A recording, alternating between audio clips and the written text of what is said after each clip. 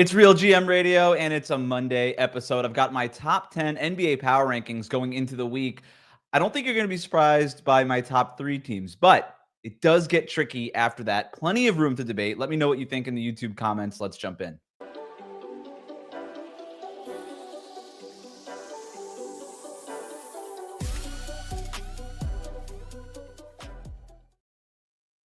All right, Real GM Radio, we are trying something new here. Every Monday, I'll be doing my power rankings. These episodes are going to be a little bit shorter than the full-length weekly episode, probably about 10 to 20 minutes.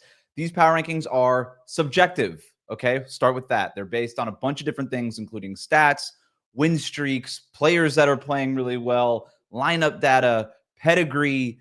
Some of it's going to make sense. Some of it might not make all that much sense to you. I'm going to contradict myself plenty, in other words, because this is not an exact science. It is subjective. Let's jump in with the top tier. I'm calling these the favorites, and I've got three teams in this tier. Number one is Cleveland. Number two, Oklahoma City. And number three, I've got Boston. We'll start with the Cleveland Cavaliers. They beat the Thunder last week. They play again on Thursday. Until Thursday night, I'm going to have the Cavs in my top spot because they beat the Thunder. To me, the Thunder had been the best team in the league for most of the season, and I had them number one on just sort of my own private power rankings before I started doing these episodes all season long pretty much. But the Cavs, they beat them fair and square. Awesome game. Really could have went either way, and I was prepared. Okay, whoever wins this game, that's going to be my number one team on my personal board. So I've got the Cavs here. They did lose on Sunday. All right. They lost on Sunday to the Indiana Pacers, but they had to lose at some point. And honestly, I blame those light blue jerseys. Those are awful jerseys. They shouldn't wear them. But they were going to lose eventually. They do have this season winning streaks of 15 games and 12 games. Like, this team just goes on runs, and they'll probably have another 10-plus game win streak this season. They're that good. They're that versatile. They can beat you in so many different ways. One thing that I'm watching, though, with Cleveland, Karis LeVert's shooting starting to regress a little bit. He started the year off hot along with every other Cavalier, but he's 8 for 26 from three-point range in January. Something I'm watching here.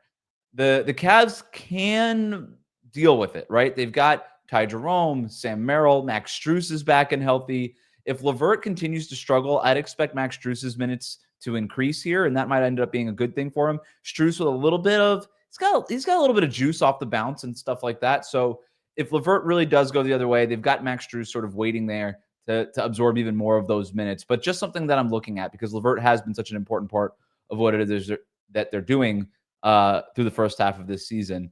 Number two, the Oklahoma City Thunder. They're number one in the Western Conference. Their defense is just ferocious. They're turning opponents over on nearly 1 out of every 5 trips down the court. What I'm watching with them, though, 28th in defensive rebounding percentage. Only Washington gives up more second chance points than the Thunder. No team is perfect, but there's a difference between having like a kind of a weakness and then like a glaring weakness. And so far, it hasn't been an issue for the Thunder, but this is a glaring weakness, right? When only Washington is a team worse than you in a category, that's a glaring weakness. It's not to say that it's going to keep them from making the finals or even winning the finals, but this is the thing that other coaches are going to look at and say, here's where we can beat them. We saw them against Cleveland last week. Jared Allen, Evan Mobley killed them in the paint. And it was not just offensive rebounds and stuff like that, but certainly that was a big part of it. My big question, does Chet Holmgren help when he comes back? He's not the best rebounder. He's not the best at getting position and holding his own on the glass, but he is big. He does provide some more size. And I'll see what Oklahoma City does when Chet does ultimately come back this season, because they could just run big lineups.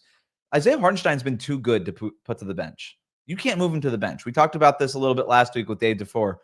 Like, it could make sense to just go double big lineup for the Thunder when Chet Holmgren gets back. Go with Shai Gilgeous-Alexander, Lou Dort, Jalen Williams, Chet, and Hartenstein as a starting five. That kind of removes that sort of wild card fifth starter that they've been using, that Mark Bagnall's been using over the basically all season. Take that wild card fifth starter out, as good as those players have been, and just go big. Lou Dort is, by height, the smallest guy in that starting lineup, and he plays like twice his size, and he's awesome defensively, starting to shoot even better from three-point range after a little bit of a slow start. He's back over 40% from beyond the arc. So that might be a way to counteract it. Just go big with size, go big with all those things. I'm not convinced that just going bigger, going with that two big lineup is going to magically fix this defensive rebounding issue for Oklahoma City. It also could take them out of some of the things that they do. They do tend to play a little bit more spaced out. They try to have a lot of different guys on the court. Jen Owen does technically still space the floor because he is such a good three-point shooter, but it's just a different look that they'd have to get used to. And do you want to do that at late in the season? We'll see. Mark Daigneault, he's got like these are good problems to have, but there's certainly decisions that he's going to have to make. So we'll see what ends up happening there. But just again, something I'm watching for the second chance points that they give up when you go up against teams in the Western Conference who are big, like Memphis, like Denver, like Dallas, those teams that could beat you on the boards and get those second chance points. That stuff can swing games, and a swung game can swing a series. So just something to look out for. Number 3, I've got the Boston Celtics. Not as worried about their defense as some people, although there definitely has been some slippage. They narrowly beat the Pelicans on Sunday. They lost to the Kings over the weekend. Weird stat, haven't won more than 3 games in a row since November. First world problems, obviously. Like they've got a bunch of little 3-game win streaks here and there, but this is a team that was routinely just churning out like 6 games in a row, 7 games in a row, 5 games in a row, all of last season. And I don't know, it just feels like they'll win 3 games in a row and then they'll take a step back. And if you feel a little bit uneasy, if you're a Celtics fan, that's probably why. The other part of this too is they rely too much on threes. And I know that the stats people will come at you like, no, the 3-point shot, it's good, whatever. They're relying way too much. They're relying on way too many threes. It's too much. They have slipped in terms of points in the paint and production in the paint and getting to the rim and rim pressure. All of the stats there, every metric says, nope, not doing it as much as last year. And if you watch the games, it proves it too. Like they live and die by the 3-point shot. They're basically making as many threes as they did last year while taking almost 7 more 3-point attempts per game. Like that's not like they're wildly efficient compared to other teams in the league, but they're inefficient compared to what they were last year. So when you take that minor slippage in efficiency and a pretty substantial slippage in defense, at least during the regular season from what we've seen so far, I mean, those two things that was the formula, right? This is the Boston Celtics team that are efficient 3-and-D incarnate. That's what they do. And when those two elements are slipping a little bit and you're not making up for it in any other way, you're becoming even more reliant on a formula that isn't working as well as it did last year. Okay? This team is still one of the favorites. I have them number 3. I have them in my top tier. But they got through last postseason without Kristaps Porzingis. There was no Cleveland and there was no Knicks last season in the Eastern Conference. You put the way Boston has played so far this season, and you give me a 7-game series against the Cavs and maybe even the Knicks, I'm probably taking those other teams over the Celtics based on the way they've played this year. Now, maybe this is just a matter of when we get to the playoffs, they're going to kick it into another gear and all these things, but I'm also worried about injuries with them. Like I said, I don't think they could survive not having Porzingis in the playoffs this year. Now, he's been healthy, he's been back, but he's also been in and out of the lineup for most of the first half of the year. So is Drew Holiday. Jaylen Brown's missed some games. They need to stay healthy. If they're not healthy, that's really when you have to start worrying about this team. And repeating is really hard. Repeating is really hard. But so far, they have been very good. They deserve to be in this top tier. But they really deserve to be in this top tier more of because what we believe they can be versus what they've actually been so far this season. Because so far this season, Cleveland and Oklahoma City have been a tier better than them. But I'm just giving them the benefit of the doubt so far. And it's something they deserve. Again, one of the subjective things. Second tier. These teams deserve your respect. That's what I'm calling them. Number 4, I've got the New York Knicks. I love this offense. Jalen Brunson dropped 44 on the Bucks on Sunday. Karl Anthony Towns having his best all-around offensive season and is killing it as a rebounder. This is the best Karl Anthony Towns has ever been. And even after a slow start defensively, he's starting to figure it out. Him and the Knicks are starting to figure it out defensively. All the metrics are trending in the right direction. Defensive rating, all that stuff. Cat has been more physical. And I'm talking about on the offensive end. He's been more physical on the offensive end. I made this comparison on Twitter on Sunday. Like he used to, you remember watching him in Minnesota. He would get the ball, pump fake from the 3-point line, and then just start driving towards the basket. And his limbs always felt like they were going everywhere. And he didn't really seem like he had a plan. And he was just sort of driving. Like his plan was to pump fake and dribble. And then after that, there was no plan. And he would end up just drawing offensive charges and all these things. That's not really the case this year. He went from sort of walking into the grocery store with no grocery list and just sort of browsing every aisle and just ending up like with a cart full of groceries, and $150 later, and he gets home and he's like, what did I even buy? I still feel like I have no food. To goes to the grocery store, goes right to the bread aisle, gets what he needs, goes to the cash register, leaves the grocery store. That's how I compare the difference in him driving off those pump fakes in the last few years versus this year. So much more decisive. And that's where that physicality comes in, because now instead of limbs just flying in every which way, he's using his size, he's using his athleticism, and he's drawing more contact. He's getting to the line more. All this stuff has been really awesome for Cat and for New York's offense overall. I think they could beat you in so many different ways. Jalen Brunson last year had to have great games for the Knicks to win, and that's why he was in the MVP races, because he was always having great games. But they don't really need him to have a great game as much this year, because Karl-Anthony Towns could pick it up. Mikal Bridges is starting to figure it out. OG Anunoby's all the metrics with all his on-off court stuff are great, and he's been obviously great on both ends of the court. Miles McBride is giving them good minutes off the bench. There's just a lot of different things that they could do to beat you. Their starters are playing a ton of minutes. I'm not as worried about it because this team is young. They're spry. They want to play these minutes. That's the other thing.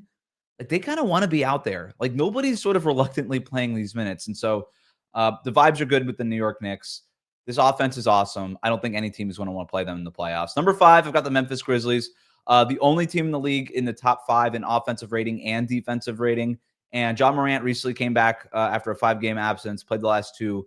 With Morant in the starting lineup, this team has been dominant. It's just 6 games. It's just crazy to think that they've only had their starting lineup for 6 games this season. But that starting lineup is outscoring opponents by almost 43 points per 100 possessions. That's bananas. Okay, that's crazy, but it kind of makes sense. Like, this is the formula that the Grizzlies had used prior to last season, which is basically a gap year. I keep calling it a gap year. That's the formula they used to just be a regular season wins machine, right? It's John Morant surrounded by defense and shooting with a big center who could set screens for him, whether it was Jonas Valanciunas, Steven Adams, or now it's Zach Edey. This formula just works. Jaren Jackson Jr. is better than he's ever been. Desmond Bane started off slow. He's starting to come around. Jalen Wells has been awesome for them at that small forward spot. What I'm watching for Memphis, though, are we sure about Jalen Wells in the playoffs? Love everything he's done. Grizzlies fans might get mad at me, but he's a rookie. And if you're a team that's serious about making a run, and John Morant in his prime, Jaren Jackson Jr. in his prime, I know there's like Zach Edey's a rookie, Jalen Wells is a rookie, I get it. But this team has made so many runs over the last few years. Like, you got to really go for it at some point. And I'm not saying trade Jalen Wells. I'm just saying, like, bring him off the bench in a playoff series is probably better. Like, do you really want him starting against a team like Denver, Oklahoma City, Dallas in the playoffs? I don't know that you do. So we saw that they were out there for Dorian Finney-Smith. That obviously is not an option anymore with Finney-Smith going to the Lakers. Do they call Brooklyn back and ask about Cam Johnson? I know Jimmy Butler has been talked about in terms of maybe even a rental. Jimmy Butler recently had leaked that he would not sign long-term in Memphis. He has informed the Grizzlies not to trade for him. Do they say, you know what, we don't really care? We think he fit. I think on a basketball fit, I think it's great. You know, he provides more backbone defensively, the grit and grind stuff. He just fits right in. But I'd understand if they were a little, queasy about adding Jimmy Butler, a player who does not want to be there. This is a team that's near the top of the Western Conference. Like, the risk-reward thing, I don't know. The reward could be we could win the championship with Jimmy Butler in our starting lineup. The risk could be he kind of ruins a lot of the good vibes and some of the chemistry that we've built over these last few years. Here's a name that I like for them, though. Kyle Kuzma. Could they save Kuz from the Wizards? You'd have to trade some stuff for him, obviously. You could do like Brandon Clark and Luke Kennard's contract and maybe a couple other things. They have a bunch of chunky salaries that they can move. But if you get Kuzma, start him at the 3, and then all of a sudden, when you take Edey out and you go small with Jaren Jackson Jr. at the 5, you have a legitimate power forward to play next to him at that spot with Kuzma. I kind of like it. It's super jumbo. They'd be really big, but we've seen Kuzma basically play this spot for the Lakers during a championship run. Do we think that the bad habits have fully settled in for Kyle Kuzma in Washington? That's a fair question. But if you're Memphis, that's the kind of risk I think I'd be more willing to take than maybe the Jimmy Butler thing over here. So the Grizzlies feel like they have a move to make, but they're still number 5 in my power rankings. Number 6, I've got the Denver Nuggets. This team is figuring it out. They got Aaron Gordon back over the weekend. Russell Westbrook has been awesome for them. On Locked On NBA Game Night on Sunday night, Swipa asked, "Is this the best contract in the NBA?" And I kind of love that take. Kind of jealous I didn't think about it. He might be. He's making like $3 million a year. He's filling in that Bruce Brown role in a real way. His defensive metrics are all above average. You could see the effort there on ball. This is even dating back to his time with the Clippers, but he's been so much more active on the ball, fighting over screens, stuff like that. Still falls asleep off the ball plenty. And so I don't think I like him as much as the metrics like him defensively, but like he gets a lot of rebounds. That's a big part of why the metrics, I think, kind of weight towards him being above average, where I'd probably settle in him being average defensively, but that's a huge improvement from where he's been in the past. And then offensively, he's doing a ton for them. When Jokic is off the court, he's running their offense. When he's on the court with Jokic is when magic really happens. Their two-man game is awesome. He's allowing, when he's on the ball, and Michael Malone has been putting him on the ball a little bit more recently. When he's on the ball running that two-man game with Jokic, it's allowed Jamal Murray to be more of an off-ball guard, and I think that's helping him maybe find his rhythm a little bit more. And so Westbrook's been great. Peyton Watson has really come along strong here. He's being used as a versatile defender. I'm less worried about their backup center situation in the playoffs because we know Aaron Gordon, even Peyton Watson can fill in those backup 5 minutes in the playoffs. So if Westbrook is filling the Bruce Brown role, and if Peyton Watson is kind of filling in that Jeff Green role from their 2023 finals team, and DeAndre Jordan played a little bit over the weekend, and he can give him spot minutes every once in a while. Who's filling in the Kentavious Caldwell-Pope role? Because Christian Brown's been fine, but he's not exactly filling that role because he's still a low-volume three-point shooter. When I think about trade targets, what about Kevin Huerter for Denver? Having a down year for Sacramento, but it feels like if you get him out of Sacramento and let him play next to Jokic, like all of that stuff will come back. He's shooting like 21% from three. We know he's a good three-point shooter. He's going to revert back to the mean at some point. Why not do it in Denver? You basically get there with Zeke Naji, Dario Saric, and Julian Strawther. I don't know if that's what Sacramento would want. Maybe you have to throw in a pick or something. I don't know. But, you get a buy low guy in Strawther if you're Sacramento. Kevin Huerter, you kind of need to move him. We're going to talk a little bit more about Sacramento later, but you want to start kind of making room for other guys in that rotation. And he's been not very effective for you. He doesn't really have a role on that team anymore. I don't know. It would be worth a shot. You buy low on Naji and Strawther, and you say, okay, we'll get a couple prospects in here. We'll see what happens. And then you get off the Kevin Huerter money. And if you're Denver, I think Kevin Huerter makes a lot of sense. A guy who can thrive off the ball, make open shots. He takes like 5 or 6 3-point attempts per game. So you're upping the volume a little bit. I like it as an option. So that's number 6. We're going to our next tier. This is our third tier. I'm calling it the Texas tier just because I don't really know what to do with this tier. And so I'm just labeling it where the teams are from. I've got Houston at 7. I've got Dallas at 8. This is more of a snapshot. I think the Mavericks are a better team than the Houston Rockets. But without Luka, without Kyrie, I just couldn't, in good faith, move Dallas up higher than Houston. And Houston is like a top 4 team in every power ranking metric that you can find, like defense, or whatever, net rating, all the stuff, everything on cleaning the glass, everything that says the Rockets are a top team. They beat good teams. I just can't move them higher than this because I don't know how much I believe in them in terms of the playoffs. They've won 3 in a row. They're second in the Western Conference. Here's a stat from John Schumann from his weekly power rankings, which is a must-read for everybody over on NBA.com.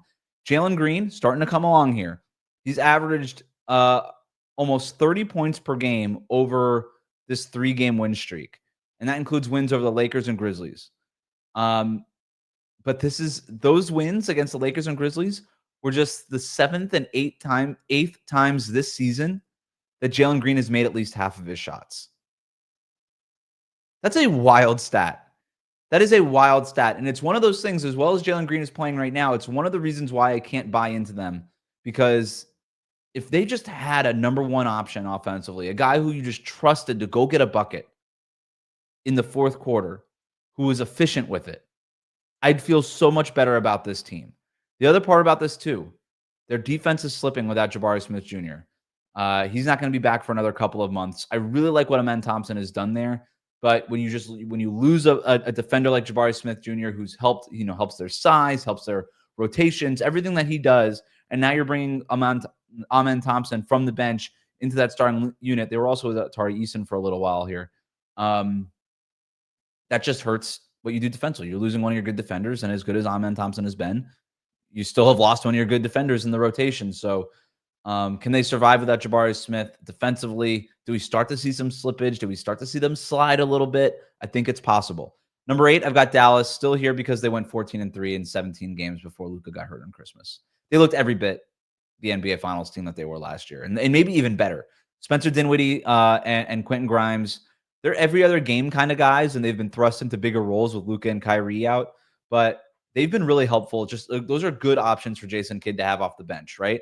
And then Najee Marshall is good when he plays. I know Mavericks fans have been a little frustrated with his lack of playing time and the inconsistency with his minutes. He's been awesome for them recently.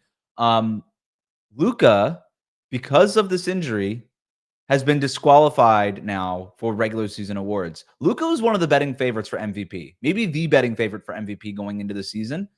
Now that he's disqualified, it's fair to wonder when he's going to get one, right? I thought personally, I would have voted him MVP last year. I thought he had a better, to me, when I think about MVP, I just ask myself, who had the best season? Who had the best season? And I don't think anybody could claim they had a better season than Luka last year. And I know Jokic won it and the advanced stats and all this stuff. I thought Luka was better during the regular season than Jokic was last season. And I'll stick with that. Nobody else had Luka. Everybody else, if you didn't have Jokic, you pretty much had Shea. I thought Luka wasn't getting talked about enough last year. I thought he was, and because of that, and maybe it was just because Dallas got off to a slow start last season, I kind of think he was robbed a little bit last season. Now it's fair to wonder if he's ever going to get one. Victor Wembanyama's coming. Shea, Jokic, those guys aren't going anywhere. If Giannis changes teams, who knows, right? Like he could go to a new team, elevate that group, and win another MVP. Luka's always going to be one of the top 5 guys on any sort of sports book going into any season, but it's fair to wonder when he's going to get it because it feels like he probably should have had one by now. Like he's one of the best 3 players in the league. Definitely top, like consensus top 4 guy. I still have him as the second best player in the NBA behind Jokic. As great as Shea and Giannis have been, I still pick Luka over those guys. When is he going to get one? I don't know. Feels like he should have had one already. All right, tier 4. This is the best of the bubble. I looked at the Clippers, the Magic, the Timberwolves, the Bucks. These final 2 spots are very mix and match and have been all season. So in terms of where we're at this point in the season, I ended up going with Indiana at 9 and Sacramento at 10. Start with the Pacers. 6 straight wins. Have not lost in 2025. They've won every game by at least 12 points, including Sunday against the Cavaliers, ending Cleveland's 15-game win streak. Really impressive win overall for them. The Pacers starting lineup has continued to dominate. They are outscoring opponents by 18 points every 100 possessions. It's the best mark among teams that have played, among lineups that have played at least 250 minutes together. Andrew Nembhard has been awesome for them. And Mark Stein rose this question in his Sunday Substack newsletter. Andrew Nembhard might be the best contract in the NBA. I asked the question about Russell Westbrook earlier. I think it's Andrew Nembhard. And this is what Mark Stein was saying is, I guess the Pacers have been getting calls on Nembhard and just hanging up the phone because they have no interest in trading him, nor should they. That guy is a baller. He comes up for the biggest moments. Remember what he did hitting that clutch 3 in Steph Curry's face a couple years ago when he was a rookie. He had big moments in the playoffs last year, including a game winner. And he's been awesome. He is sort of the perfect guy in terms of a backcourt co-star with Tyrese Halliburton because he also provides some size. There's physicality with some of the way that Nembhard plays. There's a clutch gene with him that I think is really important. He's a really willing shooter when you give him the ball, maybe even more than Halliburton has been this year. And I think that's a good sort of yin and yang thing, even though they're both, they both have that playmaking gene. But I think Halliburton probably is a little bit more playmaker, right? He's a little bit more like Jokic in that sense, where he's like, yeah, I'll shoot if I have to. Where Nembhard, he's kind of like, you look at him, you're like, yeah, you're probably just sort of like a floor general. And you're like, no, that guy's got some chutzpah, right? Like that guy will just let it fly. And I kind of like that as a mix for them. And then you got Benedict Mathurin filling in as that third guard in basically these 3-guard lineups that they've been using. And he's really starting to come along after a little bit of a slow start for him. So yeah, Nembhard making like $2 million a year this year, $20 million a year over the next 3 years. Going to be one of the best contracts in the NBA now, and even when he's making $20 million a year because he's been awesome for them. and he should be untouchable for them in trade talks. And I don't think that they should make any major moves because they're playing well. 6 straight wins. Sacramento, they've won 7 straight games. Longest win streak in the Western Conference after Oklahoma City lost last week. And they're not doing it like this is not a soft schedule. They've beat on this win streak the Mavericks, the Sixers, the Grizzlies, the Warriors, the Heat, the Celtics, and the Bulls. Those are good wins. And they are 3rd in defensive rating over these last 7 games. Doug Christie has this team humming, right? And I was against the Mike Brown firing as much as anybody else, but clearly this team needed a bit of a shakeup. They were always better than their record was. They're sort of the funhouse mirror Lakers, right? Where the Lakers kind of have a bunch of wins, and you're like, how do they have so many wins? Because you look at their net rating and you're like, this, like their lineup data, and you're like, how's this team winning this many games? Sacramento was like the inverse. They're like, oh yeah, all this data is good. Like they've got a positive net rating, all this stuff, but why are they losing all these games in the fourth quarter? Doug Christie shook something loose, and I think you got to start with Keon Ellis. Keon Ellis is playing a bigger role. De'Aaron Fox missed like 3 of these last 7 games during this win streak. Keon Ellis was in the starting lineup for those games. De'Aaron Fox came back on Sunday. Keon Ellis went back to the bench, but start, bench, whatever. He's playing a nightly role. He's playing regular minutes. He's playing a bigger role than he did under Mike Brown. Mike Brown just seemed, I don't know if it was just, hey, we're going to go full in on offense because I know we have a ceiling defensively. And I'm like, theoretically, I'm not against that as a concept, but you do just have to get to a certain watermark defensively. You got to, like, your floor can't be where it was, especially late in these games when you were Sacramento. And having a guy like Keon Ellis, who is a willing and earnest defender, a guy who's going to fight over screens, who really puts pride on that end of the court, that's been really important for them. And when he's in that starting lineup, or just in those lineups with De'Aaron Fox and DeMar DeRozan and Domantas Sabonis, when he's playing alongside those guys, he's sort of that connecting piece for them. So he's been really, really good overall. And when you've got Keon Ellis, Devin Carter coming back, I think is also a major factor. He's been great defensively, basically from the jump. When you've got Keon Ellis, Devin Carter, and Keegan Murray out there, those are 3+ defenders. And I'd like to see maybe Doug Christie continue to using that trio, finding spots, even bigger spots for those guys. And this might be another team that can use a little bit of a shakeup. We mentioned Kevin Huerter earlier, finding a way to shake up the rotation a little bit, clean things up, and find more spots for Keon Ellis, more spots for Devin Carter, for those guys to thrive could be helpful for them going forward. Went longer than I thought I was going to go. Top 10 power rankings. Quick recap.